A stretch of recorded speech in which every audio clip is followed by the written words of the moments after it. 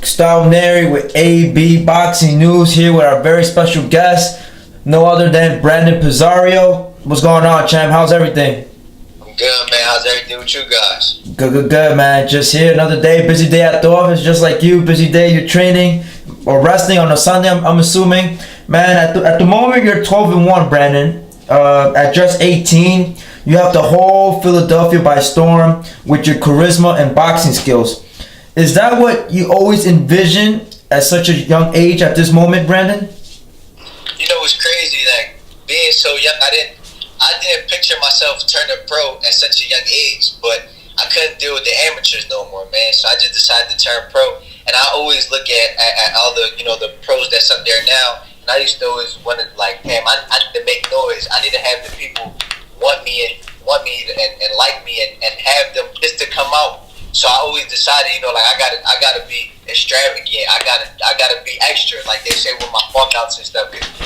Majority of people come out just to see how I'm gonna come out or what I'm gonna wear and stuff. So that's what I was gonna do, just to make noise. My talent always been there, so I'm like, I gotta get these people to want me more. Now, like, little by little, at 18, I got Philly going crazy. Of course. Branden, it's such a young career that you're going through right now. You went through one loss, in your career. After that loss, how did you like sit back and analyze your skills in terms of like, oh, what can I get better in my flaws? And after those after that loss, and then you're coming back on a winning streak. How has that made you mature?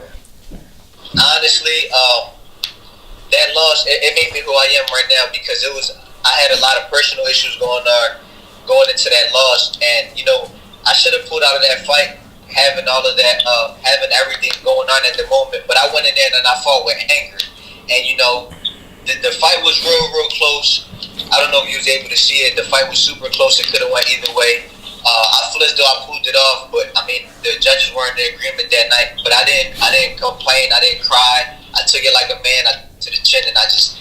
Basically, I bossed up, and I knew, I had to make myself CEO, because at the end of the day, I'm the one who's inside the ring that night. So of course. I had to make myself CEO. I had to, just stay committed like I've been doing, because my everything was always there. Training was always there. I never was slacking or anything. I just had so much. So I took that time off after the loss. I fixed up all my personal issues, and I was just, I got to get right back to where I belong. I came back. I dominated 2 fights. It was a lot of rumors. Oh, Branden, he only got power. He can't box. So I dominated.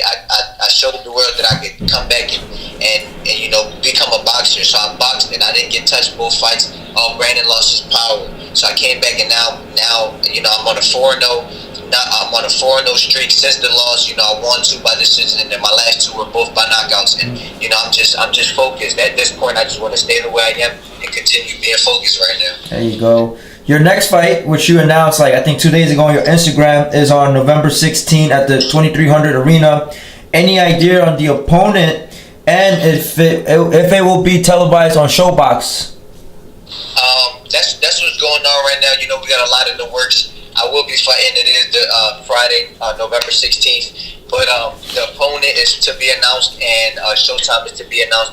We got meetings, and we're sitting down to see if I'm gonna take the TV slot. I got offered the TV slot to be on Showtime. So everything is just you just can't jump into everything. Everything's all about business. Yeah. If everything makes sense, I'll definitely be on Showtime that night. Nice. When I first encountered you and I met you and I heard about you, you're such a promising talent. It was we was at the Danny Garcia gym at that day I met you. At the moment, are you still training under Danny Garcia in terms of his gym, or you went your separate ways? What exactly happened? Well, when we first met, you was out there doing an interview. I was getting a haircut, and then Danny had called me back to get an interview and stuff. I was training. I was training at another gym. It's called Mosey's Dungeon. I was training up top.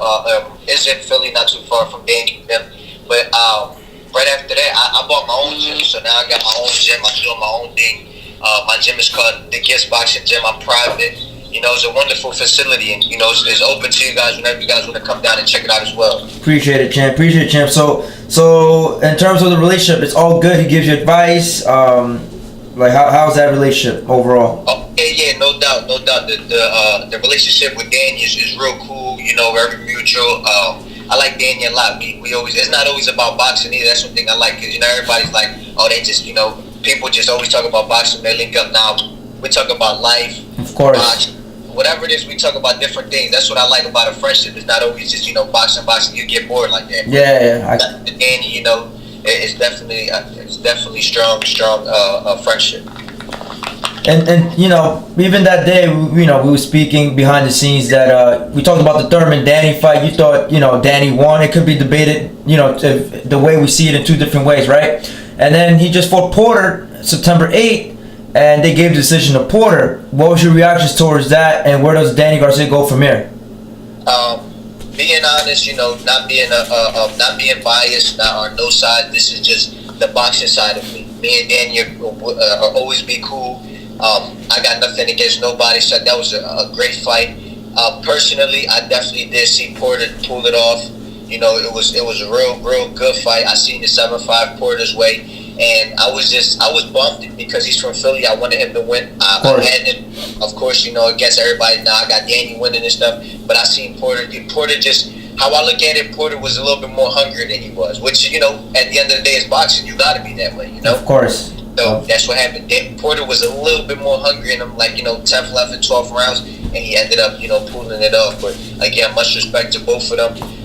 With Danny, I hope he just, you know, take this time and, you know, just regroup with his team and see what's next for him, because he's still young. You know, technically in a boxing race, with 28 years old, he's still young. Yeah, of course. There's a few more fights in him, and I just want to see him, you know, get his strap back, get any strap back at 147. Yeah, you know, he belongs up there, and I hope he gets back and stays there. Of course. Last night, did you get the chance to watch Crawford Benavidez? I definitely did, man. I definitely did watch that fight. What was your perception on Terrence Crawford on that performance last night? And, you know, does this solidify his place at 147? Knowing that a lot of people tells me, and even myself, I have to say that for me, he's not top 3 at the moment, because, you know, as they say, you got to beat the man to be the man, you know. So I think it's, at the moment, he's still unproven. What's your take on that? The fight was real, you know, it was becoming a little bit close. That, you know, he started to engage more, get his distance. You know, shout out to both. It was a hell of a fight. That was a great fight. You know, Benavidez came, he showed up, but it just, towards the later rounds and them body shots, it shows, you know, it separated the boys from the men at that point. And how I look at it, like how you say, you know, I say he's top 5. Of course, you know, he's top 5. He got a strap. He's not dunking nobody. He wants them all. But we don't know what's behind closed doors. Hopefully one of them fights get to happen soon. I definitely can rank him up top 5, and I would love to see him with a Porter, with Spence. I love to see him with one of them guys soon. Derriman, one of them guys, you know, and right then and there he'll be able to determine, you know, his talent, and we'll see where he stands at from that.